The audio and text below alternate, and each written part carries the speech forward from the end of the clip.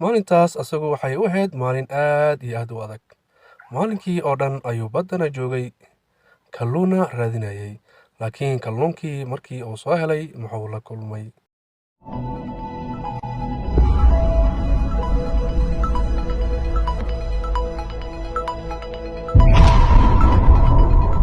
wuxuu ahaa nin kalluumaysta ah, waxa uuna ka soo jeeday qoys aad iyo aad u danyar ah.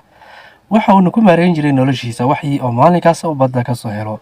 maalinkii dambe sidii caadada ahayd wuxuu soo aaday baddi, laakiin nasiib darro waxba shamaagtii oo badda u ridda waa u soo qaban weysay.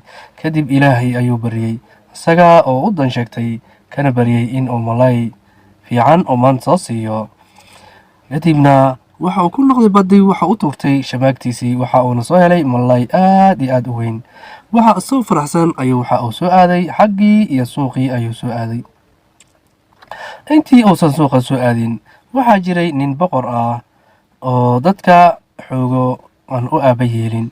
waxa uu la kulmay ninkii oo wato malaygii aadka u weynaa. wuxuu yidhi, malaygan maanta wuxuu ku fiican yahay in aan saaxiibtay hadiyad ahaan aan ugu geeyo. ninkii ayuu malaygii ka xoogay, isaga oo wax lacaga aan ka siinin ayuu ka qaatay.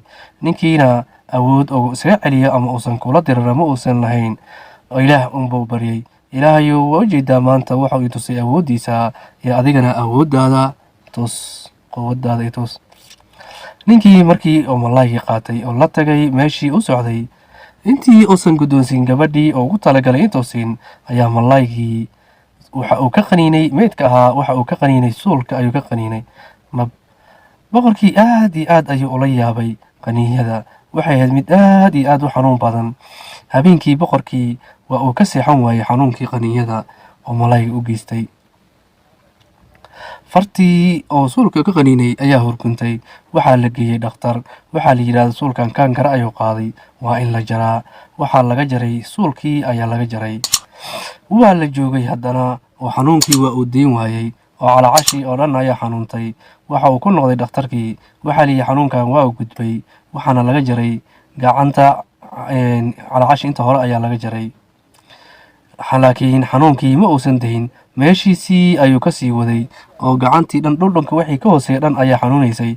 dhakhtarkii markii loo geeyeyna waxa uu yidhaahday laasim waxaa ah in laga jaro gacanta oo dhan. boqorkii gacantii ayaa laga jaray, xanuunkiina weli ma uusan deynin. asaga oo rafaasan ayaa ninkii dhakhtarka ahaa ee daaweynayay waxa uu la kulmay nin oday ah oo xakiim ah. waxa uu sheegay dhibaatada dhacday iyo sida u jiraan. wuxuuna kula tiriyay boqorkan intii asagoo dhan uusan gogo'in, waxaa u fiican in uu la kulmo ninkii oo malayga ka xoogay, cafisna uu weydiisto. ninkii dhakhtarka ahaana wuxuu u soo noqday boqorkii, taladii ayuu u sheegay. boqorkiina wuxuu yidhaahday ha la ila raadiyo ninkii aan malayga ka xoogay. markii u tageen waxau ka codsaday nin yahow maalinkii aan malayga kaa xoogay ilaa haddaba dhibaato unbaa lugaha la sii gelayaa, ee waxaan doonayaa inaad iska kay cafisid.